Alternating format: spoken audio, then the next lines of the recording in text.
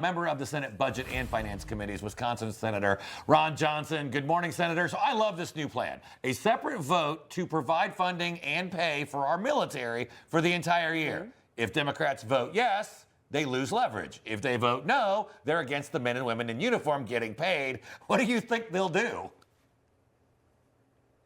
Yeah, my guess will probably vote no. I think the bill you're referring to is my Shutdown Fairness Act, which not only pays the military, it pays everybody that we are saying is essential to run government. So if we're forcing them to work, we ought to pay them. But that'll be every government employee. I mean, it'll be people in agencies that I'm not particularly supportive of the agency. It'll be the brave men and women of ICE who are being threatened right now by Antifa and other radical left-wingers that are out there protesting their lawful engagement with and rounding up of illegal immigrants.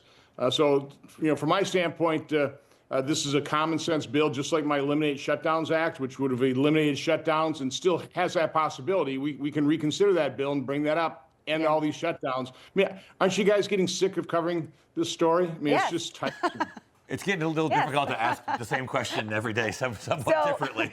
We know that President Trump is capitalizing on the shutdown by slashing government waste with help from Russ Vought, of course, and Trump defending his director of the Office of Management and Budget. Take a listen to what he had to say. I mean, they call him Darth Vader, but he's actually a very nice person, Russell Vought. But Russell Vought is really terminating tremendous numbers of Democrat projects. There's not only jobs, I mean, the project in Manhattan, the project in New York, it's billions and billions of dollars that Schumer has worked 20 years to get. It's terminated. Yeah, some of the cuts, though, as we know, they're on hold now, a judge blocking his mass layoffs. But if the president can't cut spending in a shutdown, when can he? Well, again, let's put this in perspective. I come from the private sector. When a business has a downturn, they lose a customer or, they're just hemorrhaging cash, they've got to start cutting. They've got to start laying off workers. They've got to try and get the business to survive. Why should the public sector be any different from that? We're $37 trillion in debt. Last year, we incurred a deficit of about $1.8 trillion. The last 4 years previous to that has averaged $1.9 trillion. This is obviously not sustainable. And even with what cuts they're talking about, we're just nibbling around the edges. We're living in this alternate universe here. Most people in Washington, D.C. are just whistling by the graveyard. Most people in the public sector, in the general public, are whistling by the graveyard. Is it going to take an acute debt crisis? We've been living a chronic debt crisis for decades. That's called the devaluation of the dollar. That's called inflation. That's that silent tax that impacts everybody. But again, we don't have a legacy news media that connects the dots. We don't have an education system that teaches economics. So we're in a world of hurt here in America, people just simply not recognizing the dire financial situation we are in and why it must be addressed now.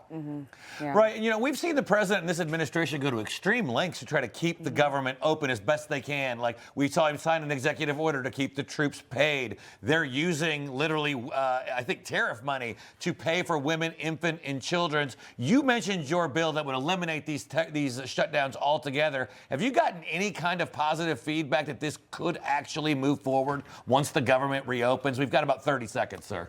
Of course, all Democrats vote against it. We even had Republican appropriators vote against it because they said it would undercut the appropriation process that literally has failed 96.7% of the time since I've been here. We've only passed 6 out of 180 appropriation bills on time.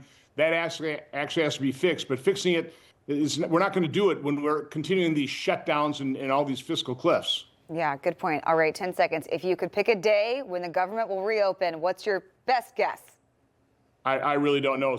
Democrats seem pretty well dug in until the public pressure starts being applied to them. The legacy media starts turning on them, which is hard to think they're going to do. This could go on for quite some time. All right. Wisconsin Senator Ron Johnson, thank you so much. Have a great day. Information. Truth is freedom. Is Newsmax.